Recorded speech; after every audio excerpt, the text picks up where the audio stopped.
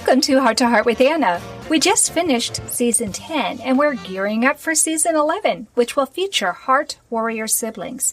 In the interim, we're going to put a spotlight on cardiac athletes. Lars Andrews actually wrote a book called Cardiac Athletes, and he has been a guest on Heart with Anna. Cardiac Athletes features stories about athletes who have undergone cardiac procedures. Some of the athletes were born with congenital heart defects, and some have acquired heart disease. Today and for the next several weeks, we will be meeting some cardiac athletes. So welcome to Heart with Anna, Barry Stone. Thank you. Well, I'm excited to have you on the show today, Barry. So why don't you start by telling us about your cardiac condition? Well, I can tell you it's a condition that I had, and it's over, and I'm just as healthy as a young person, and I'm 74 years old now, and young people can't keep up with me. But what I had was, I had a stent roughly 2009, and then I went back to my triathlon training and swam in the Potomac River in Washington, D.C. for the nation's tri.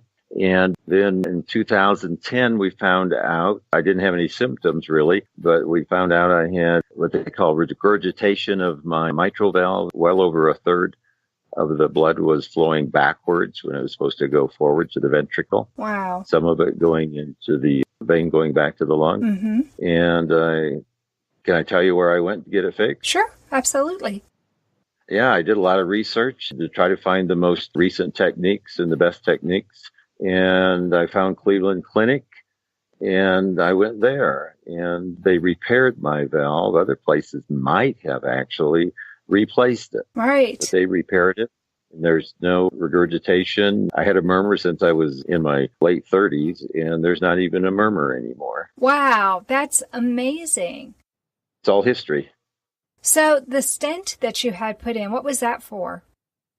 That was because I had very minor sensation in my left chest area, a thing that I called the cardiologist nurse and said, you need to know this. And so they checked me out.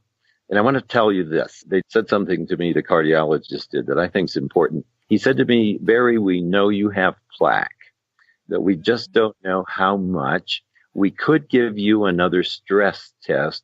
And here's the thing, he said, but you athletes can mask the results, so we wouldn't know. And so what they did, he said, we got to give you an angiogram and find out, put the dye in, which they did. And if there are blockages, then we'll stent or do whatever we have to. And they did a stent. Okay, so that was for an acquired problem, then an acquired condition. You had the buildup of the plaque. And so the stent was able to open up that vessel, and you didn't need open heart surgery or coronary bypass or anything. No, I laid there on the table and I was watching the screen, and I said to the doctor, does this mean I'll get better blood flow and I can run better? He looks at me kind of strange, and he says, well, yes. So I went right back to training. Oh my gosh. Wow. You're the optimum patient for them to have in cardiac rehab because you're already in such great condition. Yeah, as long as you say that, but I want to say this, a lot of cardiac rehab places will treat you like a cardiac cripple because they know you're damaged goods, and we're not. You know, we had our heart repaired, but the rest of our body is in the same condition it was before, so we want to make it better. Right. Absolutely. Yeah. Absolutely. So, okay. So when you were in your 30s, it was found that you had a blockage. They stented it. Then sometime after that, almost a decade after that, then you realized you had this regurgitation of your mitral valve, and they actually repaired the mitral valve, which I think is fabulous because we know that there are definitely more complications if you have to have a porcine valve or if you have to have a mechanical valve that they usually have to be replaced again within a certain period of time. I need to correct your timeline. It was in my 30s that it was discovered I had a heart murmur. Oh, okay. So it was in your 30s. Where was that in relation to when they... That was well before the stent. Yeah, I went for years without any issue whatsoever other than a benign murmur, heart murmur. Lots of people have them. And then one day I was riding my bike over Spooner Pass at Lake Tahoe, and I had that chest sensation. And I eventually, when I remembered, reported it to the people, and they checked me out. And that's how I got my stent, approximately 2009. It was sometime in the late 70s when they discovered the murmur. And that was just a almost unrelated thing, except I suppose that could be related to the mitral valve eventually needing repair because some chordae tendons that help the valve be a one-way valve, hold it when it closes. 4 of them broke. And that's what Cleveland Clinic did. They replaced those with artificial chordae tendons. Wow, that's amazing. And is this something that Cleveland Clinic is doing that's not typically done at other cardiac centers? Well, in 2011, when I had mine done, not so many were doing it. I had considered going to a couple other places. I made a short list after I did all my research of where I thought the best places would be. And for example, they used a Da Vinci robot to do my surgery. Mm-hmm. And that had no breaking open my chest, minimal trauma to my body the way it's done. So I was essentially able to go back to training within a few weeks. I guess I did a sprint triathlon about 4 or 5 weeks after my surgery. And I was up That's amazing. For that. Yeah. That's amazing. Yeah, they use the Da Vinci robot at the hospital where I live in Temple, Texas, at Scott and White. So it's amazing to me, the sophistication of the robotic surgery that they're able to do nowadays. And it really does allow for a faster recovery time and more precision in the surgery. The most common themes that I hear is why. She always needed a lot of attention. She had strokes. Even though it's a natural inclination to withdraw from the CHD community, I think being a part of it helped me be part of the solution. Heart to Heart with Michael. Please join us every Thursday at noon Eastern. I'm Michael Lieben, and I'll be your host as we talk with people from around the world who have experienced those most difficult moments.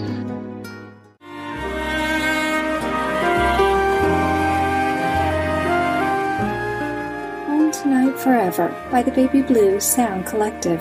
I think what I love so much about this CD is that some of the songs were inspired by the patients. Many listeners will understand many of the different songs and what they've been inspired by. Our new album will be available on iTunes, Amazon.com, Spotify. I love the fact that the proceeds from this CD are actually going to help those with congenital heart defects. Enjoy the music. Home Tonight Forever. It sounds to me like you've been through quite a bit, and yet you have this beautiful, positive attitude. It doesn't sound like you've let this slow you down one bit. So what does being a cardiac athlete mean to you, Barry? All it means to me is I was an athlete. I am an athlete of sorts. I'm not that strong an athlete, but I am. And I had a cardiac issue, and I didn't let it interfere with continuing to do what I did. Absolutely. It doesn't sound like it slowed you down one bit, maybe a couple weeks. Yeah, I call it a hiccup. A hiccup. Okay. So before you had your hiccups, were you a strong athlete before then? It sounds like you were already riding your bike and doing triathlons. Yeah, but I wouldn't call me, when I think strong, I think of the elite athletes. I'm just one of the common people that go out and do this stuff and don't know any better. Maybe some of them think, but yeah. It's like when you don't know you can't do something and you just go do it. Yeah. Right. So does this mean like when you were in school that you were on track or no on the track team or anything like that? No? One of my high school classmates, when he found out I was doing marathons, said he was so surprised because he and I were the biggest nerds and the most unathletic in high school. I never did any in college. And I started actually seriously running when I was 60, almost 62. Did my first marathon when I was 62. Wow. So what changed? What made you all of a sudden decide you wanted to start doing that? Well, we discovered I had hypertension. And the doctor told me to lose weight and do exercise, and I started doing it, diet, and I went from around 225, 230 pounds down to a goal weight of 161 for one day, but I kept it down close to that. And eventually decided I would try to run, And if I could develop the habit, I would join a group, which I did. And that year, I ran my first 10K ever in my whole life on my 62nd birthday. I started in February, and on Labor Day, I completed a marathon. It wasn't very pretty, but I did finish it. And off from there.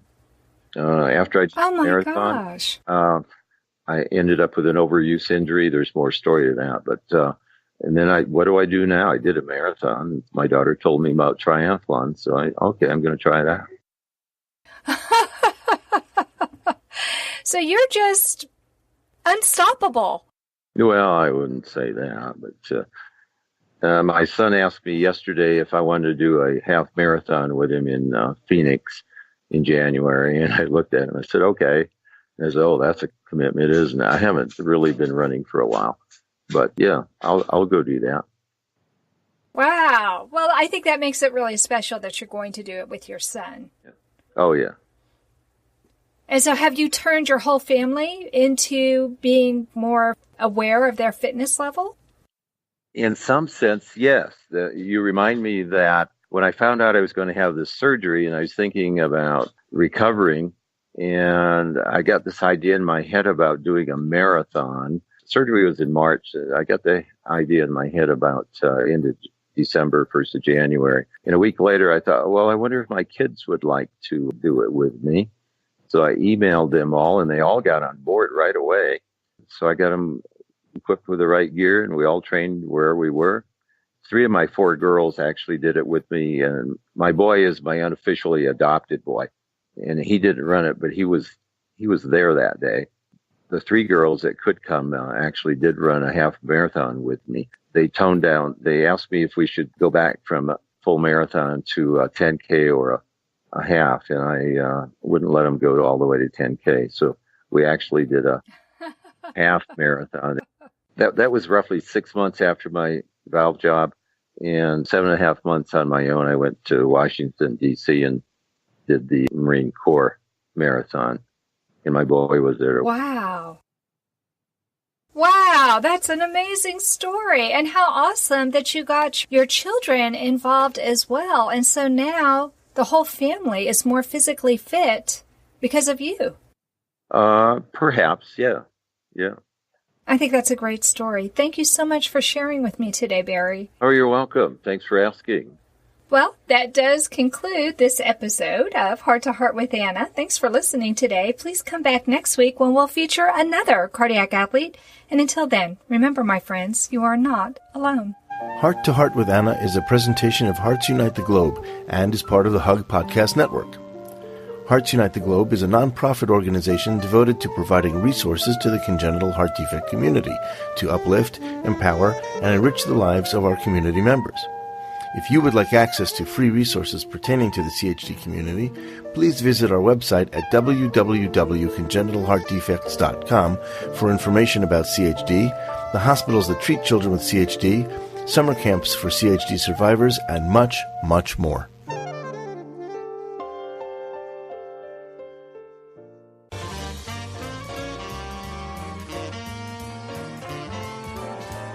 Thank you again for joining us this week. We hope you have been inspired and empowered to become an advocate for the congenital heart defect community. Heart to Heart with Anna, with your host Anna Jaworski, can be heard every Tuesday at 12 noon Eastern Time.